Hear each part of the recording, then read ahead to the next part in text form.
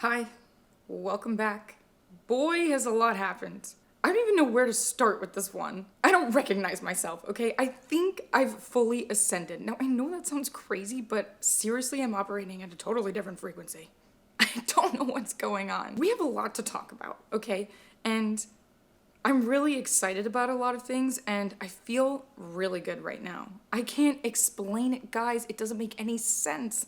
It does. I know what I've been doing, and I'm gonna tell you what I've been doing because it's working. That's what this episode's gonna be about, but we've got a lot to catch up on. And I mean a lot. Now, when I'm filming this, and when you're watching this, it's Mercury retrograde. This is the last one of the year. Believe in it or not, everybody's going through it. Everyone. I'm getting all the texts, what's going on with the planets, what in Godspeed is going on. Hello, you know? What it is, in short, is that all of your insecurities and everything you haven't healed is going to come flying to the surface, and you have no other choice but to address them. That's essentially what it is. Okay? It sucks. For the last few weeks, I've been having debilitating anxiety, almost as if like everything was purging out of me. And it sucked. I felt like crap. I was acting out of control. I literally was spiraling. I had a really amazing year. But there were a lot of things that I was still definitely holding on to. Some things that were just easier to put to the side and just carry on. Really deep rooted wounds. And I'll tell you, they all came flying to the surface this week. But for me, I can't explain it. I feel transformed. I don't know what the hell happened, but I woke up on a different timeline. And at night, I do these like subconscious, subliminal things where I like play a track to really try to shake my subconscious from these really negative thinking patterns. And it works. I feel like a different person. But anyways, there's been a couple lessons along the way that have really shaped the way I view things. So I'm gonna share some of those things that are really working for me. But before we get into that, I have 1,000,001 life updates. Okay? And you guys keep asking about my dating life, so like I kind of have to spill the tea. But here's the thing. I've watched back my old videos. I always do. Because I always try to like learn from my mistakes, always. That's really what the purpose of the show is, for me at least, is to learn from my mistakes and share about how I'm learning, how I'm growing. Like, that's just what this is all about. So I'm not gonna spend a whole ton of time on my dating life. I'm just not. The days of me giving away my power to people who don't even remotely deserve it are done. I don't want to give it a single breath anymore. I don't. And this is part of this transformation I've had of like, fuck. All this time, I've been just throwing away my power to whoever the hell wants it. I'm like, here, you want it? Take it. It's awful. And over the last few weeks, I really had to learn this one the hard way. I'm getting better progressively. And I noticed that and I acknowledge that of like, okay, you're handling this a lot better and you are learning and you're showing that you are growing. And that's something to be proud of. But for me and for my happiness and for my peace, I just don't want to give these guys my energy anymore. I just don't. But the thing is, I also put myself in a position where I do talk about it on my TikTok and then like people are invested, so they want to know. But here's what I'm going to tell you. You've met Brooklyn. You met Mr. Perfect. Now introducing the chef. The chef is a great guy. I really do believe that with my whole heart. I think he's amazing. And quite honestly, on paper, perfect. I've never in my life seen a guy this good looking, ever. And I didn't even know I had a type until I saw him. And I'm trying not to put him too high on a pedestal. I'm really not, because at the same time, there are certain things that he hasn't done for me. He hasn't earned my trust. He hasn't like supported me or reciprocated the energy that I've given. So like in a lot of ways, this person isn't perfect. This guy is also on his own healing journey, for sure. He got out of a really long relationship. And if I'm thinking about myself at that time, I wouldn't even remotely be ready to even talk to somebody. So with him, I have a lot of compassion. I do. And I'm not even going to get into what happened. I'm just not, because it's irrelevant at this point. Because I realize when I talk about these like negative dating experiences, it in a lot of ways lowers my self-worth and lowers my confidence. And it puts me in such a victim mentality of like, I'm not good enough for this person. Why doesn't the person want me? La la la, I'm never going to. I don't want to do that anymore. I just don't.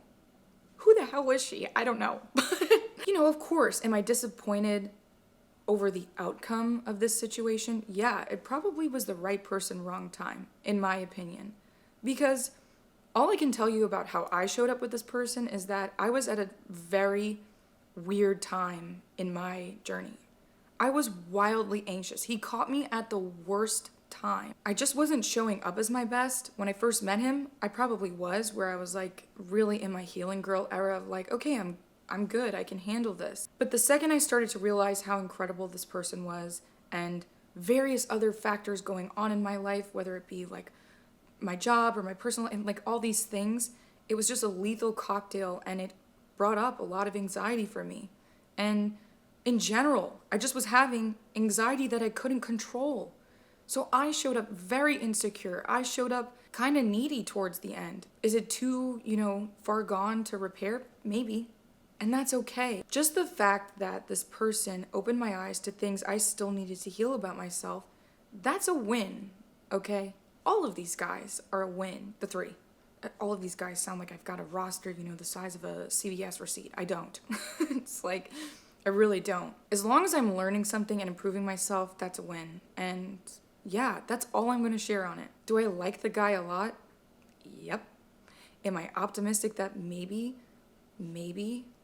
one day it might work out later on in different circumstances? Yeah, why not?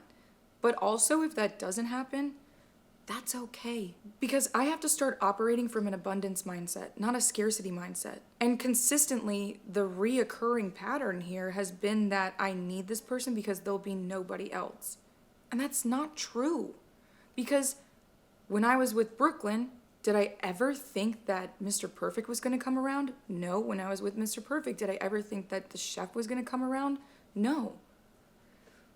Now, if you want more on the chef, you can go watch the TikToks, but that's not what I'm going to spend my time and energy on. I send him peace and love, and he did nothing wrong. I also didn't do anything wrong. I'm human, and I'm not going to beat myself up. Was I beating myself up? Yes, but I can't do that anymore.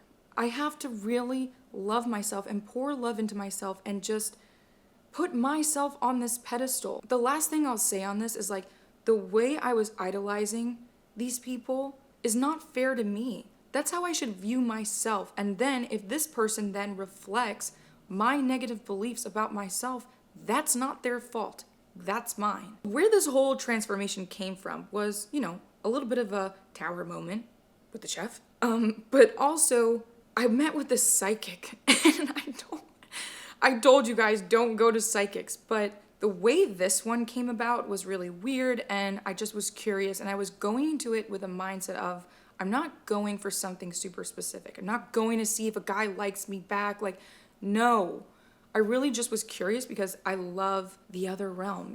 It's something I'm fascinated by, and I heard really amazing things about this woman. What was super different about this psychic versus all the others that I've been to is she was no bullshit.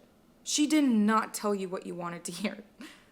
She told you what you needed to hear. And there were things that she was saying that there was just no way she could have known. We're over the phone. She's never met me. Like, she don't even know my name. Not to mention, she's in England. And I really do believe she has such an amazing gift. She told me a lot of amazing things, but that my primary focus over the next few months is going to be my career. That I'm going to have tunnel vision. And I feel it. It really lit a firecracker under my ass where I was like, okay, yeah, like, all of these guys and this drama has been such a distraction, and if anything has lowered my motivation to like believe that I can do great things in this world. But this woman really solidified that for me. She really was like, you need to just focus and fast track this. You have the ability, you have the knowledge, you can do everything that you're thinking about. And she named them. It was crazy how she knew like the specific ideas that I had and all this stuff, and she reignited like my passion for acting that I completely threw away over one fucking person who cheated on me with somebody who he called a real actress. That shattered me. And I let this person then discourage me from ever like considering that I could do it again. And she was naming specific movies that I would be in, and it was just craziness. This woman said nothing about my love life. She brought up one person in particular, But that was really the first time I've ever had a reading centered around my career. So at the end, she's like, do you have any questions? And I was like, yeah, what about, my love life? Is there anything about my love life? Am I going to get married and all these things? And she stopped me right there. Now, this is a psychic who did not tell me the toxic guy that I'm talking to, is going to come back. No, this was a woman who said, I'm going to tell you something right now that you need to hear. Your life has never been like anybody else's. It just hasn't. And right then and there, I got the chills because it was almost like I could see my whole life in a flash. She was right. A little bit about myself now. Maybe you didn't know these things, but when I was a kid, I moved to England. And what at the time felt like I was ripped away from my hometown in a town where nobody was moving to England. No one. Not one I still don't think I know one person from my hometown who's done it. That was a huge change. That was like a very unusual circumstance about my life. Okay.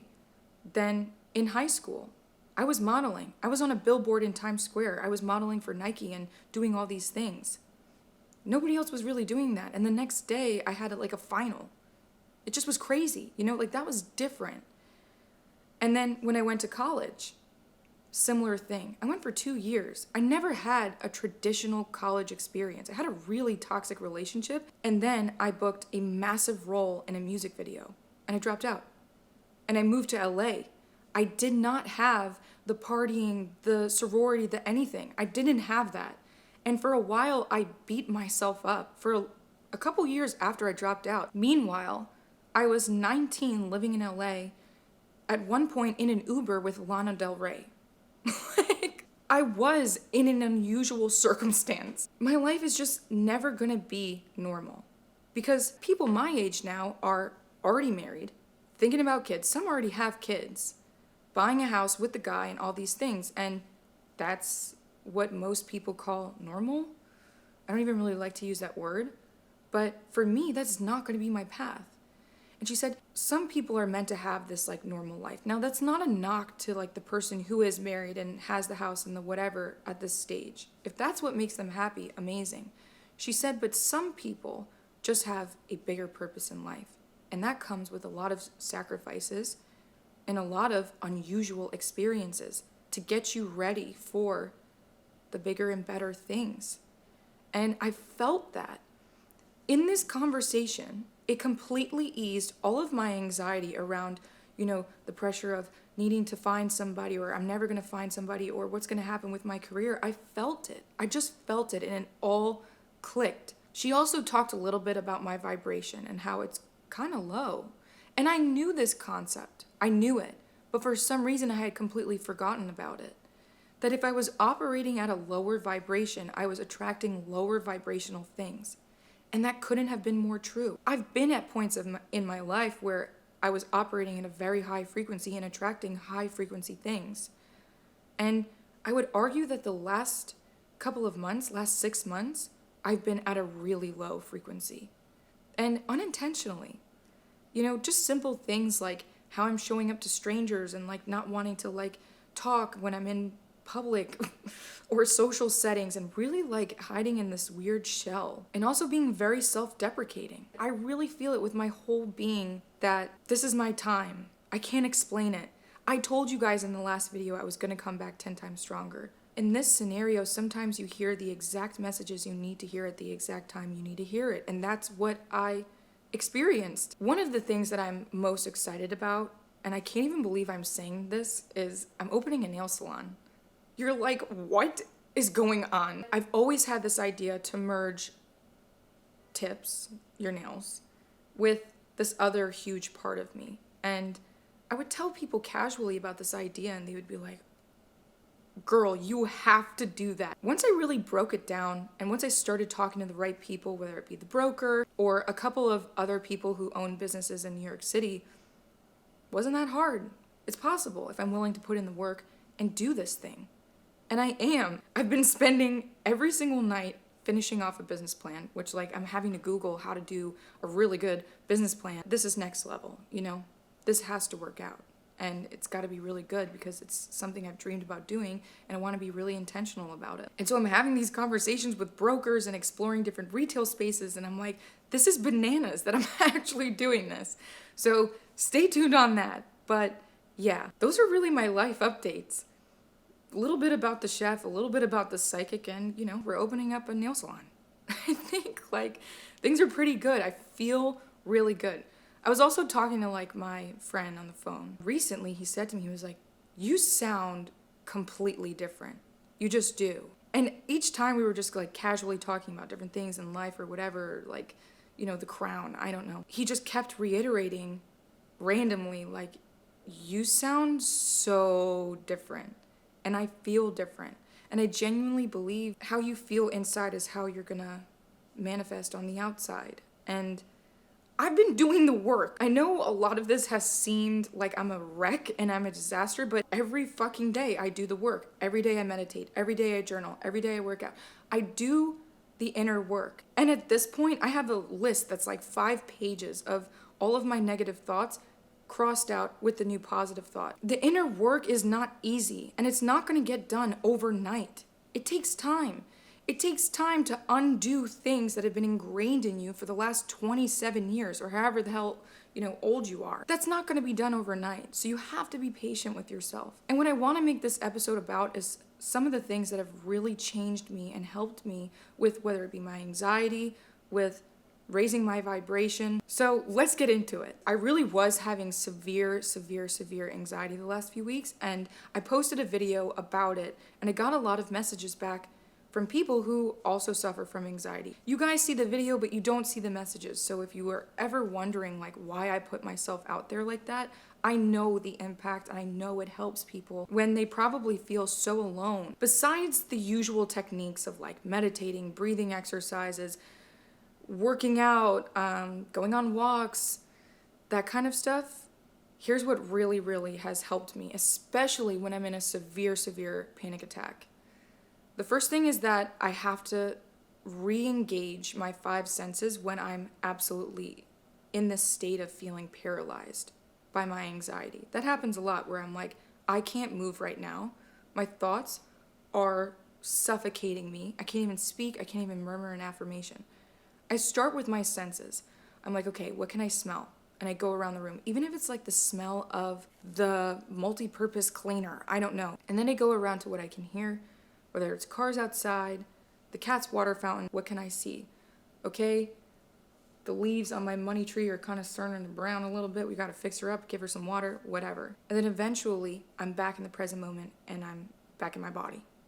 Okay, so that's one thing that's really helped me with anxiety. The other thing that's helped me with anxiety and trying to operate as the highest version of myself is having a rigorous routine. And I mean rigorous, okay? And I'd argue that that's why I had kind of slipped up those last few weeks, months, because I wasn't in my routine. But when I've been in my routine, I feel unstoppable. I wake up at 5 a.m. I start rattling off all the things I'm grateful for. I then start journaling. Then I meditate. Then I work out. Then I go get a coffee. Then I go on a walk. Then I come back, shower, dance a little bit, and get to work. That's my routine. And when I create a routine, there's no anxiety around what's going to happen to me at 3 p.m. Am I going to get dumped at 3 p.m.? No, because you're actually going to go on your second walk of the day. So I can't stress enough how important it is to have a routine. Get a planner. Anything else we talk about on this show, whether it be manifestation or living your best life, I don't give a fuck. Attracting love, it doesn't matter. None of that's going to work if you're in a state of anxiety, one, or operating at a really low frequency. It just won't work. You're just gonna stay stuck in this pit. So this next thing that I'll tell you about that I've done that really helped me was to map out and actually draw my old state and my new state. And I would do each manifestation, whether it be in a loving, committed relationship or the CEO of my own company. I don't know. I'm making something up. And I would draw myself, my old self. What are my old thoughts? What are my old beliefs? What are my old feelings? And what are my old actions? And then again, I draw a like low vibration, and then in the middle of the page I start drawing like a high vibration.